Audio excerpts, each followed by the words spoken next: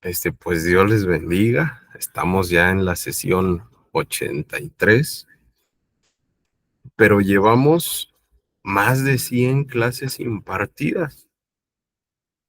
Hace 2 años, ¿verdad? Iniciamos este proyecto tan lindo del grupo de estudio Monteoreb.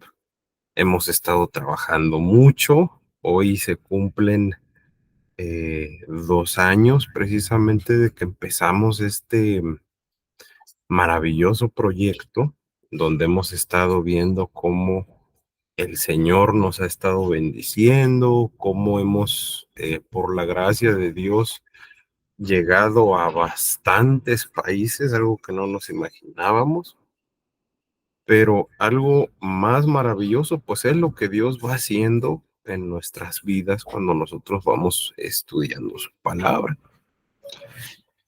Precisamente el día de hoy, en esta sesión número 83, dedicada al estudio de esta parte final de la introducción del libro de Jueces, pues vamos a estar analizando algunas cosas que tienen que ver con la doctrina de la salvación, principalmente con lo que nos dicen los puntos, los dos primeros puntos que se conocen como TULIP o los 5 puntos principales del calvinismo.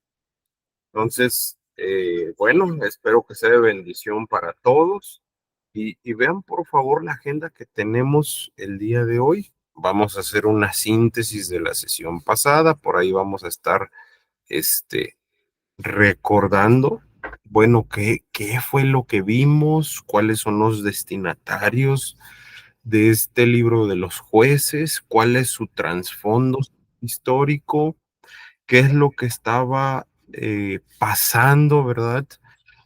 Por la vida espiritual del pueblo de Dios en esta tercera generación, que estaba viviendo en una rebeldía constante a Dios. Vamos a estar viendo que hay una radiografía espiritual, le vamos a llamar, muy interesante en estos capítulos, y sobre todo vamos a estar viendo que nosotros no somos la excepción a lo que vamos a ver el día de hoy. Posteriormente, vamos a hacer una síntesis de la vida espiritual del pueblo de Israel, o la vamos a estudiar de los versículos 11 al 23 del capítulo 2 del libro de los jueces. Es muy interesante ver que muchas ocasiones se repite la frase, e hicieron lo malo ante los ojos de Jehová. Entonces, nos vamos a dar cuenta que de esta, de recordar la historia, recordar el comportamiento y la psicología del ser humano, así como estas condiciones históricas, contextuales, culturales, que promueven que el ser humano reaccione de alguna o de otra manera impulsado por su pecado, pues vamos a hacer una reflexión a esta nueva reacción de Dios. Ya lo vamos a estar leyendo, pero me adelanto a esta nueva reacción de Dios hacia la nueva rebeldía de su pueblo. Primero nos vamos a contextualizar, vamos, reitero, a ver quiénes son los destinatarios, cuál es el trasfondo psicohistórico de esta tercera generación que recibe el libro de los jueces. Vamos a recordar algo parecido que sucedió en el libro de Deuteronomio.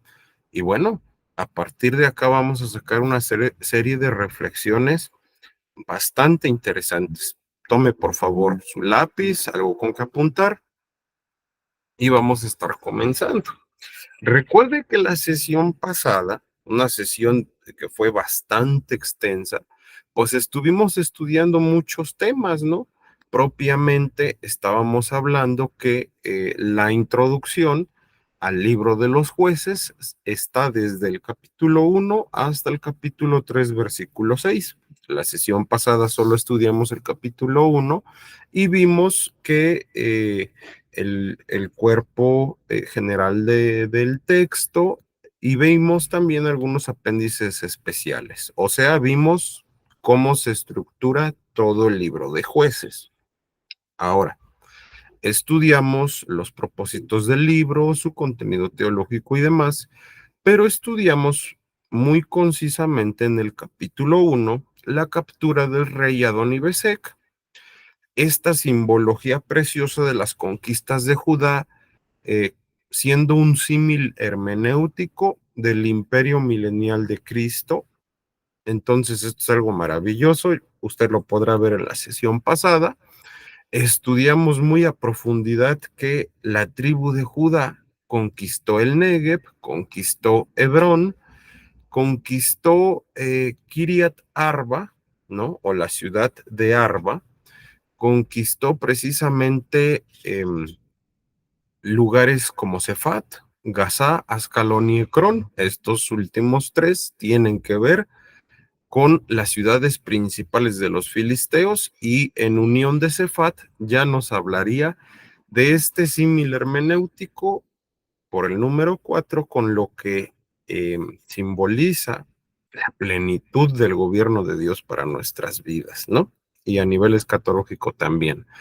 Pero yéndonos un poquito más a lo más sencillo o básico, hay que recordar que el mensaje que nos da precisamente el libro eh, de Jueces es que Dios ya había cumplido su promesa de dar la tierra de Canaán por herencia a los descendientes del pueblo de Israel.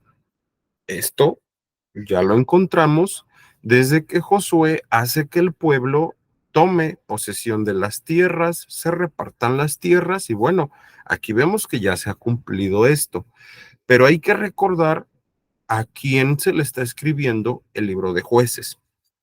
Si usted ha estado con nosotros desde el estudio del libro de Génesis, se va a acordar que hemos hecho un análisis muy detallado históricamente, precisamente del pueblo de Israel. Y en esta sección de libros históricos vamos a hacer un análisis un poco más profundo, recordando que acuérdese que en el libro del Éxodo hace Moisés, el pueblo precisamente vive un proceso de esclavitud, y entonces en el libro del Éxodo Moisés es enviado por Dios para libertar al pueblo del Señor.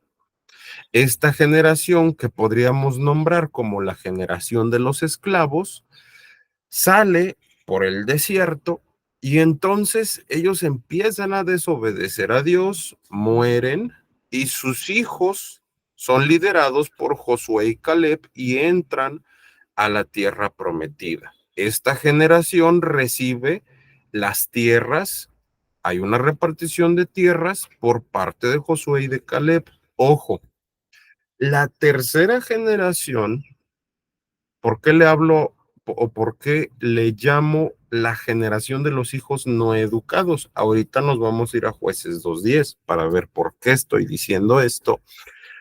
Pero estos son los nietos, ojo, de aquellos que murieron en el desierto, son los hijos de una generación fiel. Pero dice la Biblia que estos no conocían a Dios.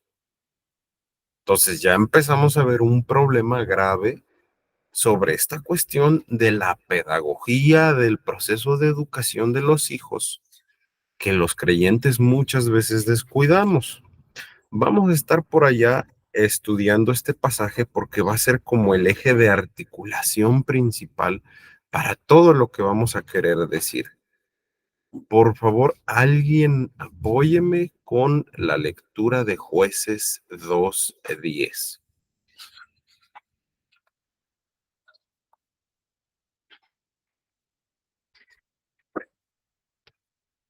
Alguien, porfa, que pueda levantar la manita, abrir el micro.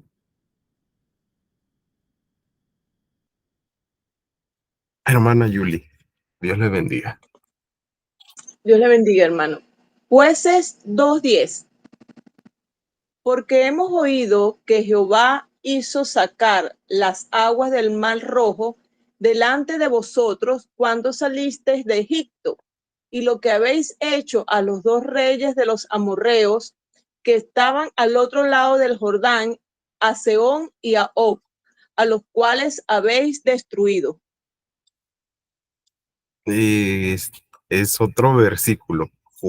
Jueces 2:10. Ahorita lo leo, no se preocupe, hermana. Está bien, hermano. Vea lo que dice, por favor, la palabra. Y toda aquella generación también fue reunida a sus padres. Está hablando de la generación fiel. Está hablando de la generación liderada por Josué y por Caleb, dice la palabra. Y se levantó después de ellos otra generación que no conocía a Jehová ni la obra que él había hecho por Israel. Es interesantísimo porque de aquí desprendemos muchas reflexiones como el por qué, si usted recuerda, el pueblo judío tiene la costumbre de la tradición oral, de instruir a sus hijos y demás por medio de lo que se habla y de lo que se escribe. Aquí no se cumplió. Aquí pasó todo lo contrario. Entonces vamos a estar haciendo énfasis en que esta generación que no fue educada fue una generación que se perdió. Entonces vamos a estar también observando precisamente que si bien el capítulo 2 inicia con una confrontación de parte del ángel de Jehová, la muerte de Josué, este versículo 10 donde se dice que no conocían al Señor, en el hebreo es Yadá. Literalmente la traducción al español podría decir que no comprendían, que no conocían o que no fueron instruidos. Si nosotros recordamos, no es la primera ocasión que la Biblia nos está instando a instruir o formar a los niños. Ya hay distintos pasajes donde lo hemos visto. El problema está en que se está repitiendo a través de la historia del pueblo de Dios el descuido del fomento y la educación bíblica, teológica en los hijos. Estos son los elementos que analizábamos por allá de la sesión pasada. Ahora, vemos un ciclo vicioso de los versículos 11 al 23 en la vida del pueblo de Israel. Pero recordemos que ellos no fueron instruidos por sus padres, que fueron fieles y que entregaron su corazón a Dios. Ese fue el grave error, no instruir a sus hijos. Vemos que el pueblo se rebela, existen consecuencias, ¿no? Y entonces el Señor levanta jueces, el pueblo es liberado, pero la palabra del Señor nos da algunos elementos muy claros y objetivos para decirnos que a pesar de la obra de Dios en la vida del pueblo, el pueblo se corrompía cada vez más. Entonces, vea por favor que la reincidencia en la idolatría es descrita en los versículos 11 al 13 y en el versículo 17. El sufrimiento como la consecuencia del pecado lo vemos en los versículos 14 y 15. La providencia de Dios levantando estos jueces para poder restaurar la vida espiritual de la nación la vemos en el versículo 16. Pero vemos que el pueblo se molesta con Dios por esto. Hay una reacción muy extraña de los seres humanos desde el libro de Génesis. Oiga bien esto, donde siempre que pecamos, en vez de buscar el rostro de Dios, nos rebelamos más y entramos en este círculo vicioso que vemos representado aquí en esta diapositiva.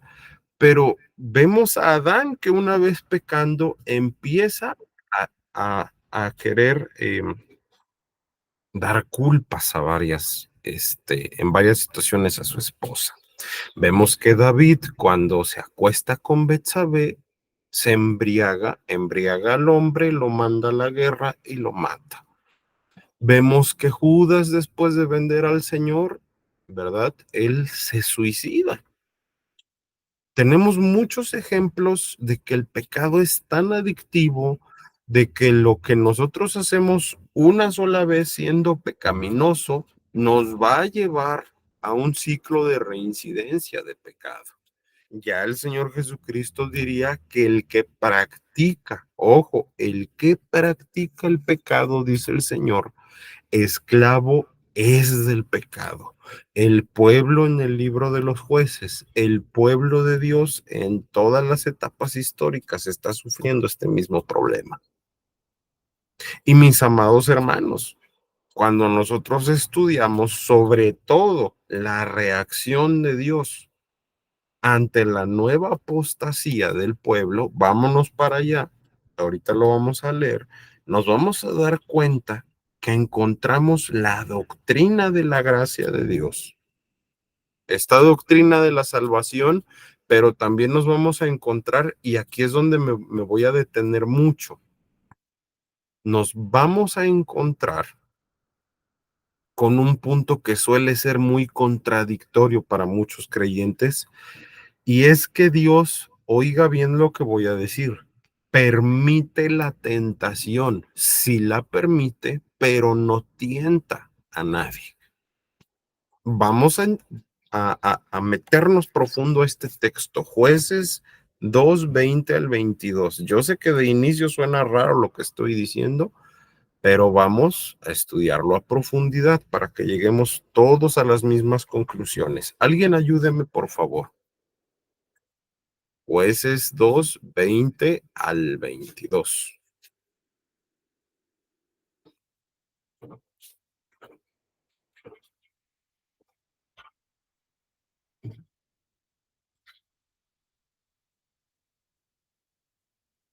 ¿Alguien puede darle lectura?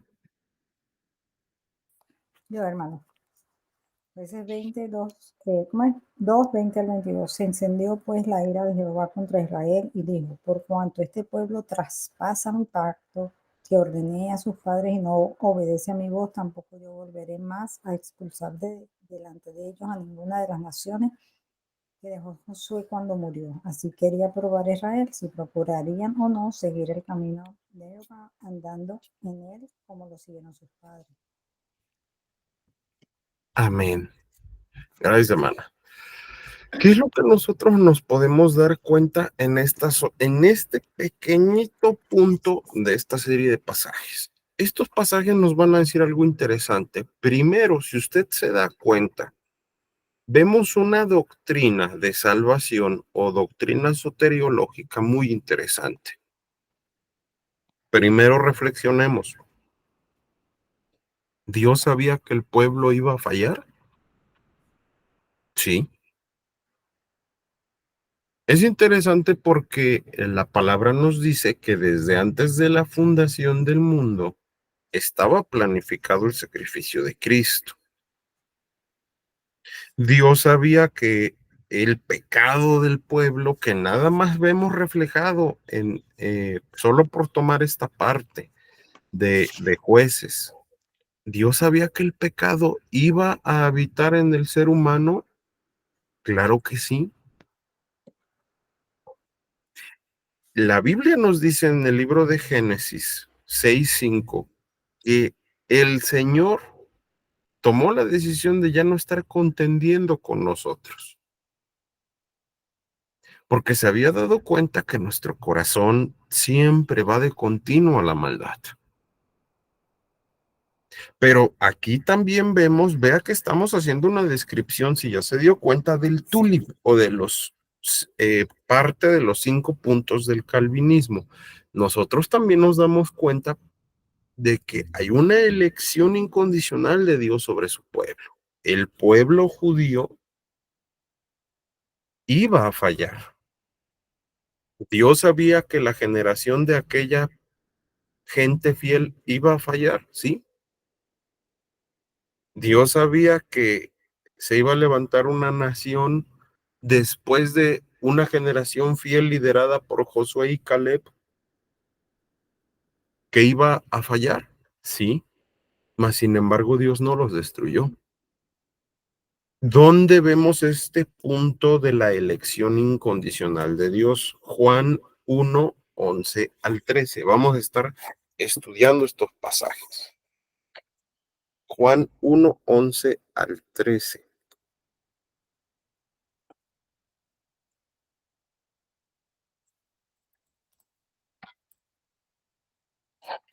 Vea por favor lo que dice la palabra. Preste ahí atención. A lo suyo vino y los suyos no le recibieron, mas a todos los que le recibieron, a los que creen en su nombre, les dio potestad de ser hechos hijos de Dios, los cuales no son engendrados de sangre, ni de carne, ni de voluntad de varón, perdón, sino de Dios. Eso es interesante porque para empezar, hemos tenido distintas doctrinas en el cristianismo que enseñan que la salvación, que la santificación y cosas por el estilo dependen exclusivamente de nosotros, cosa que no es así. Ahora, si usted también estudia Efesios 1, Efesios 1, 4 al 6,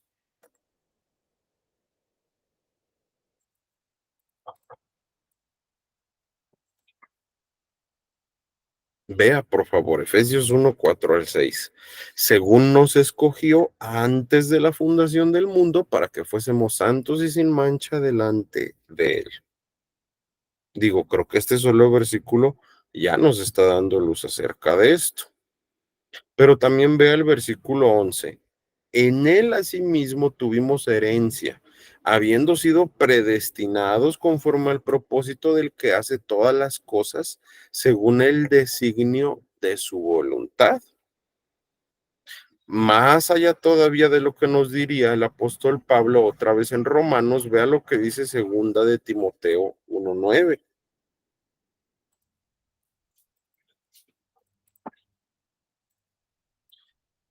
Segunda de Timoteo 1:9 también nos habla de esta predestinación, de esta elección incondicional de Dios, quien nos salvó y llamó con llamamiento santo, no conforme a nuestras obras, sino según el propósito suyo y la gracia que nos fue dada en Cristo Jesús antes de los tiempos de los siglos. La realidad es esta: Dios ha tomado una decisión desde antes de que todo existiera, y esta es esta maravillosa elección incondicional. Pero el que seamos salvos, el que el pueblo de Dios en la época de los jueces conociera de Dios, no lo libera de las consecuencias de su pecado. Porque si usted se da cuenta, el propio libro de Jueces aquí ya nos está diciendo eso. Nos regresamos un poquito a Jueces 2, 20 y 22. ¿Alguien le puede dar lectura otra vez, por favor? Se encendió pues, se encendió pues la ira de Jehová contra Israel y dijo: por cuanto este pueblo traspasa mi pacto que ordené a sus padres y no obedece a mi voz, tampoco yo volveré más a expulsar de delante de ellos a ninguna de las naciones que dejó Josué cuando murió.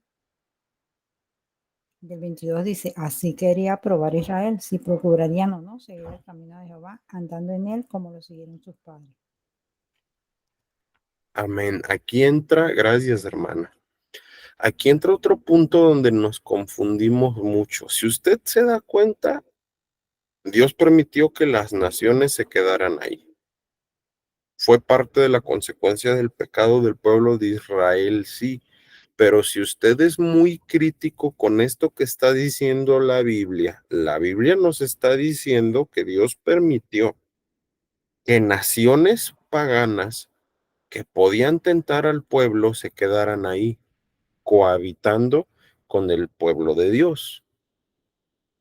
Entonces pudiéramos decir, y es la frase que yo puse casi hasta abajo, pudiéramos decir que efectivamente Dios permite la tentación, mas sin embargo eso no es sinónimo de decir que Dios nos tienta. Mis hermanos, cuando nosotros estamos estudiando la palabra y la reflexionamos, nos vamos a dar cuenta de que la única forma en la que Dios prueba a alguien es en su fe. Y usted me podrá decir, hermano, Dios no permite la tentación, pues le voy a mostrar en la Biblia ejemplos para que nosotros nos demos cuenta que esto que está escrito en el libro de los jueces también se aplica a nosotros, porque nuestros deseos, el mundo y el diablo, así como tentaron a la gente de la época del libro de los jueces, así nos tientan a nosotros, así nos hacen caer y desviarnos del propósito de Dios. Acompáñeme, por favor, a estudiar primero Santiago 1:13 al 15. Santiago ya nos va a estar diciendo más a detalle esto que estamos explicando. Santiago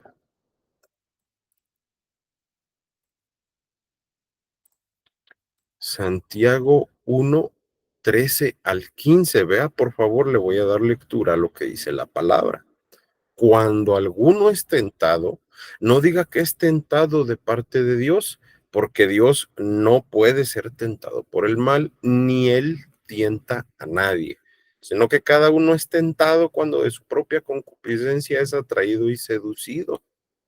Entonces la concupiscencia, después que ha concebido, da a luz el pecado, y el pecado siendo consumado da luz a la muerte. Vemos una serie de elementos acá, mis queridos hermanos, que son bastante interesantes.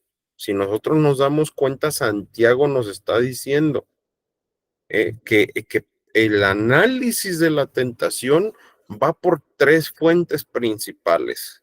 Y el Señor Jesucristo, esto es maravilloso, el Señor Jesucristo también nos explica esto. Número uno, somos tentados por nuestros deseos. Si usted recuerda lo que dice la palabra de Dios, el Evangelio de Mateo, vamos súper rápido para allá. Mateo 15. Mateo 15, 19 al 21. Vea por favor lo que dice la palabra del Señor.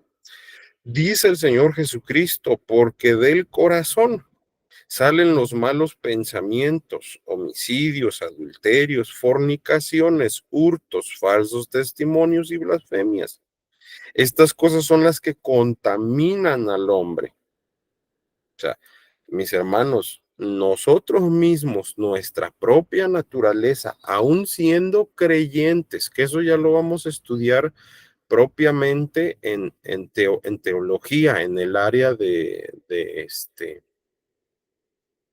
amartiología, nos vamos a dar cuenta que el creyente todavía posee pecado dentro de sí. No podemos decir que no existe o no habita la maldad en un creyente nacido de nuevo. Todos tenemos maldad. Entonces, nuestros deseos es parte de aquello que nos lleva a desenfocarnos del propósito de Dios.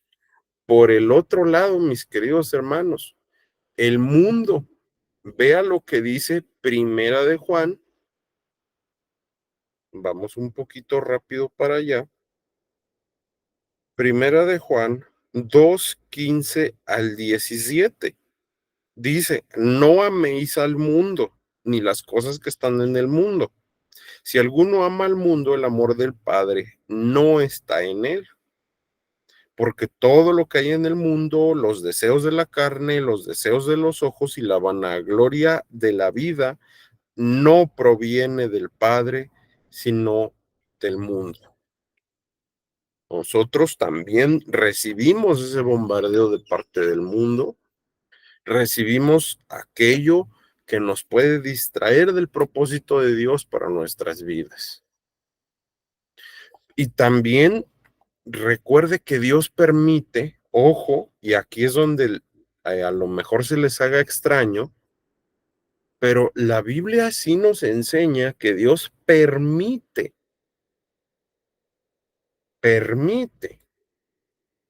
no solo que el mundo nos tiente, sino que el diablo también nos tiente. Su hermano, ¿y de dónde saca usted eso? Job 1, vamos a leerlo. Por favor, prestemos mucha atención a esto porque son temas delicados. Job 1, de los versículos 6 al 12. Vea, por favor, dice, un día vinieron a presentarse delante de Jehová los hijos de Dios, entre los cuales vino también Satanás. Y dijo Jehová a Satanás, ¿de dónde vienes? Respondiendo Satanás a Jehová dijo, de rodear la tierra y de andar por ella. Y Jehová dijo a Satanás, ¿no has considerado a mi siervo Job? Que no hay otro como él en la tierra, varón perfecto y recto, temeroso de Dios y apartado del mal. Respondiendo Satanás a Jehová dijo, ¿acaso teme Job a Dios de balde? Vean que el que inicia esta conversación es el Señor mismo. Y usted me podrá decir, hermano, pero según la hermenéutica no podemos ocupar solo un texto para formular una tesis teológica o formular una doctrina. Bueno, el Nuevo Testamento también nos habla de que el Señor Jesucristo fue llevado por el Espíritu Santo al desierto para ser tentado por el diablo. Mateo 4, Mateo 4, 3 al 7.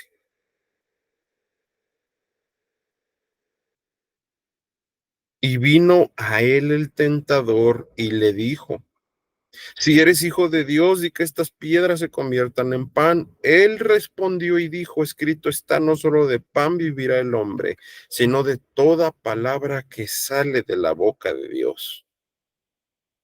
Esto es interesante porque, mis queridos hermanos, si nosotros nos damos cuenta, a partir del capítulo 3 del libro de Jueces se dice que el propósito de que estas naciones paganas, de que el mundo, de que el enemigo estuviera todavía con el pueblo de Dios, era que ellos se perfeccionaran militarmente y también probar su fidelidad.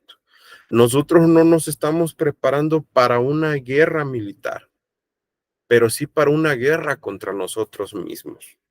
Una guerra donde nuestros deseos, donde nuestras bajas pasiones, nuestro pecado, el mundo y el diablo se van a unir para hacer guerra en contra de nuestra relación con Dios. Y ya lo veremos más adelante, pero así como el pueblo de Dios falló muchas veces, así como el pueblo de Dios olvidó la instrucción, así nosotros estamos fallando. Y así nosotros estamos repitiendo este patrón y estamos cediendo a nuestros deseos, a la vanidad del mundo y a lo que muchas veces el diablo, el enemigo, quiere hacer en nuestras vidas. Este es un mensaje para que reflexionemos, nos pongamos a cuentas con Dios y nos demos cuenta que el Señor desea darnos una vida plena espiritualmente. Pero para eso tenemos que saber que el pueblo de Dios en su historia ha fallado muchas veces por no entender esto, por no entender que la guerra que vivimos no es solamente con el diablo, no es solamente con nuestros deseos ni con el mundo, sino que son los tres juntos.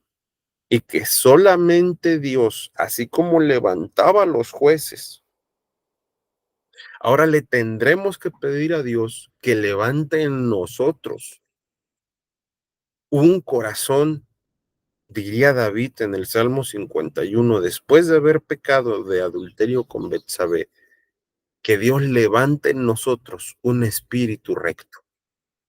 Esa es la enseñanza que emana precisamente de esta introducción al libro de los jueces.